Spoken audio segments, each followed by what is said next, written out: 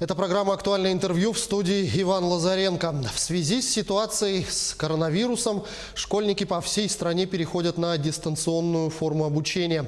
Как готовятся учреждения образования республики, как организовать самостоятельную работу школьников, повлияет ли такая форма обучения на сдачу ОГЭ и ЕГЭ? Об этом и не только мы поговорим сегодня с министром образования и науки республики Владимиром Егоровым. Владимир Анатольевич, здравствуйте, я вас приветствую. Добрый день. Скажите, для системы образования республики впервые так массово вводится дистанционное обучение? Да, начнем с того, что вы все знаете, что сейчас у нас идут еще каникулы, которые продлятся по 27 марта. И сразу после каникул мы должны перейти на дистанционное обучение. И сейчас мы производим мониторинг готовности к переходу на дистанционное обучение. И, соответственно, мы готовим методические рекомендации, точнее, мы их уже подготовили, разослали. Сейчас мы уже определяем конкретные платформы, механизмы, и, значит, соответственно, и по общему образованию, по дополнительному образованию.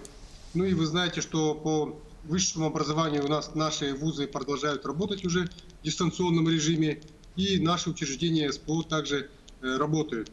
Ну а так, на самом деле, мы имеем уже опыт работы по дистанционному образованию, и, соответственно, у нас уже с 2009 года у нас в регионе реализуются мероприятия по дистанционному обучению детей-инвалидов, детей с ОВЗ.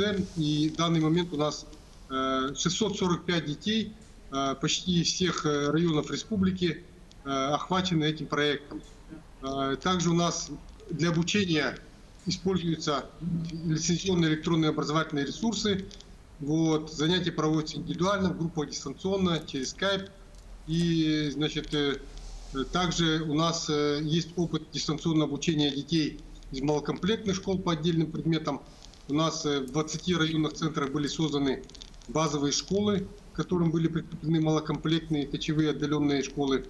Вот. Ну и, соответственно, получается, что у нас практикуются уже дистанционные уроки по общеобразовательным предметам, по, значит, подготовке к итоговой государственной аттестации, элективные курсы по программам дополнительного образования. Ну и проводятся у нас методические мероприятия для педагогов. Поэтому, в принципе, дистанционное образование у нас не новое явление.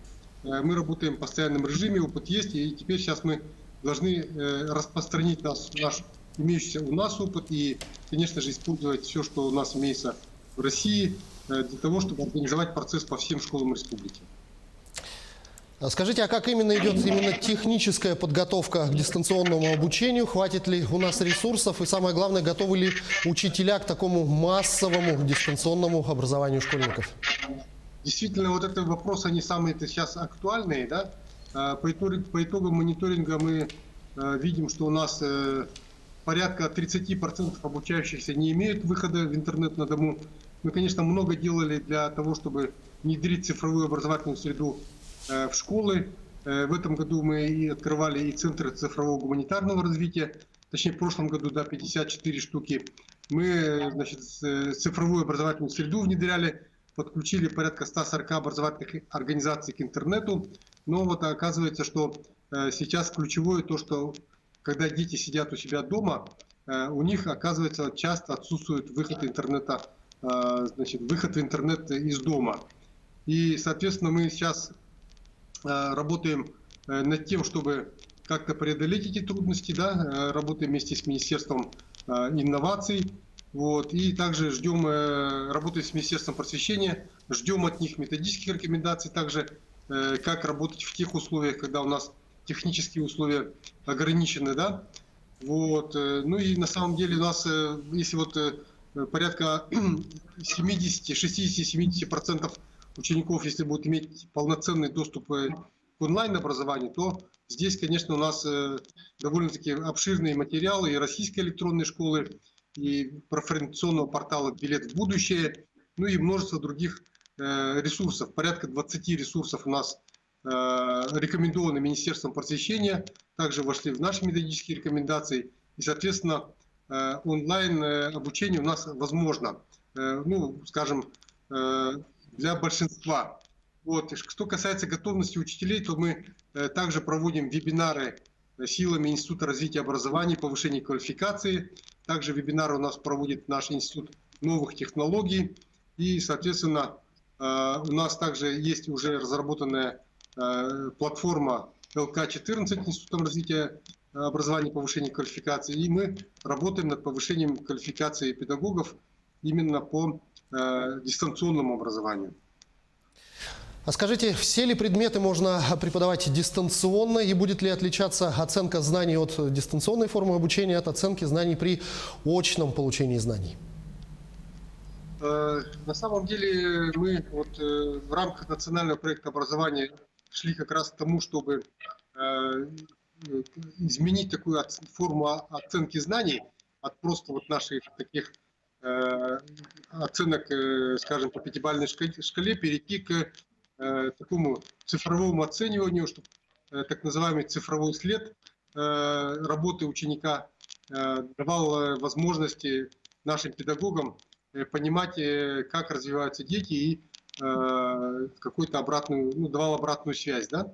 Вот. А так получается, что на самом деле дистанционное образование это предполагает собой не обязательно именно онлайн, могут быть различные другие формы, да? То есть, например, это могут быть и видеолекции, это могут быть и офлайн какие-то занятия, да? И никто не отменял на самом деле бумажные учебники, да? И здесь вопрос только идет по правильной организации вот этих форм занятий. Вот. А по оценкам вот в данный момент мы пока переходить к оценке знаний в другой форме не будем. Вот в данный момент не будем. Ну вот, безусловно, организация дистанционного обучения подразумевает устойчивую и бесперебойную работу сети интернет. Как быть в тех населенных пунктах, где качество связи все-таки еще до сих пор оставляет желать лучшего? Как в этих условиях вести дистанционное обучение? Да, действительно, это такой вопрос серьезный. И даже вот сегодня на ВКС с коллегами из китайской провинции Хэцзян мы задавали вопрос, как в Китае было организовано обучение детей, которые не имеют доступа к интернету. У них больше ответ был связан с тем, чтобы просто проводить этот интернет в дома. Этот подход, конечно, тоже правильный, но тем не менее наши отдаленные села, наверное, не могут быть так быстро обеспечены необходимой скоростью интернета. Да? И, соответственно, сейчас мы вырабатываем альтернативные формы обучения, не обязательно онлайн. Возможно, мы сейчас прорабатываем вопрос обучения в школах малыми группами с необходимыми всеми предосторожностями, да, санитарно-профилактическими. Вот, обучение с построением индивидуальных образовательных траекторий, то есть ученики, допустим, получают задания на дом по определенным предметам, выполняют и затем сдают. Да? Вот. И, конечно же, мы должны использовать возможности телевидения. Буквально вот сегодня мы начали цикл занятий по математике и по русскому языку для учащихся 9 и 11 классов. Вот. И мы, наверное, будем продолжать это направление. Но вот если в сложившейся ситуации дистанционное обучение, такое массовое дистанционное обучение школьников даст положительные результаты, можно ли говорить о том, что в будущем это станет повседневной практикой на территории нашего региона?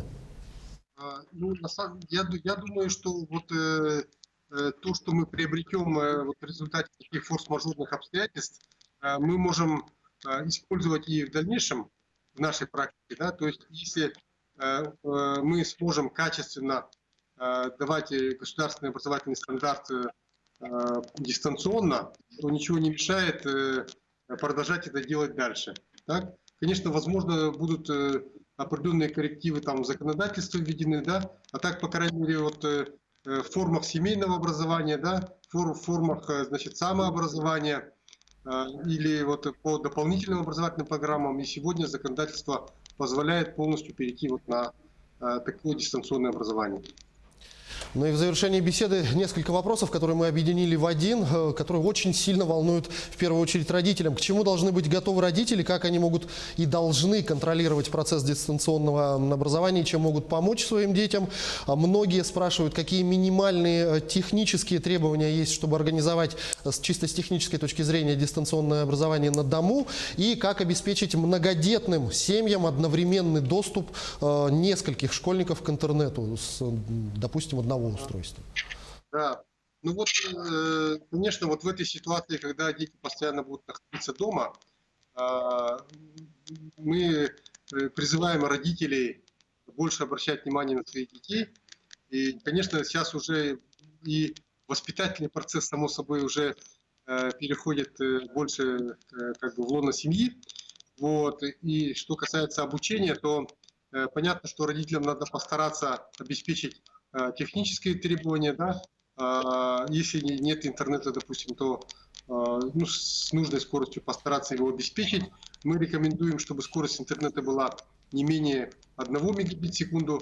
Конечно, нужно создать удобные условия для ребенка, чтобы у него было соответствующее рабочее место, вот, значит, чтобы у него был либо компьютер, либо планшет, но в крайнем случае смартфон. Вот, при необходимости, наверное, удобные колонки, значит, веб-камеры, микрофон может оказаться нужен, да. Вот, но я думаю, что у многих, конечно, это в принципе все есть, но, наверное, какой-то части населения требуется помощь. Я думаю, что наши образовательные организации также не должны оставаться в стороне, поскольку, в принципе, в последнее время обеспечение оборудованием наших школ шло, и, наверное, в этой ситуации можно помочь и детям, да, родителям. Вот. Ну и, конечно же, надо, значит, относиться родителям к ответственности к обучению детей, поскольку получение образования, сегодня получение качественного образования детям становится необходимостью для того, чтобы дальше уже ребенок мог быть конкурентоспособным, ну и быть востребованным уже профессионально. Вот. Ну и, соответственно, конечно, само собой, я здесь, наверное, не буду говорить о том, что необходимо все вот эти меры профилактические по предотвращению, значит, дальнейшего распространения коронавируса. Значит, всем родителям обязательно на это обратить внимание, все эти меры соблюдать. Вот. А так, значит, мы для поддержки, значит, дистанционного образования на нашем сайте сделали специальную страницу. Там есть раздел, в том числе и для родителей. Вот. Ну и, конечно же, на самом деле многие родители сегодня достаточно продвинутые, могут также поучаствовать в выборе различных платформ, различных ресурсов, через которые можно получать какие-то материалы. Вот. И при этом, наверное, здесь можно говорить не только просто об обучении по предметам, вот, но и по каким-то дополнительным интересным ресурсам. Да. Сегодня много возможностей попасть и на сайты музеев, значит, какие-то библиотечные системы, ну и в том числе есть и, значит, какие-то дистанционные консультации не только, значит, силами педагогов школы, вот, в которой учится ученик, но и вот другие различные возможности. Поэтому я считаю, что сейчас и многие родители тоже сегодня работают в удаленном доступе, наверное, имеют больше возможности общаться с детьми и помогать им организовать вот свое такое домашнее обучение. Владимир Анатольевич, я благодарю вас за беседу. Спасибо, что нашли время и ответили на наши вопросы. Всего вам доброго. Это была программа «Актуальное интервью». О дистанционном обучении школьников в нашей республике мы говорили с министром образования и науки республики Владимиром Егоровым. До встречи в эфире.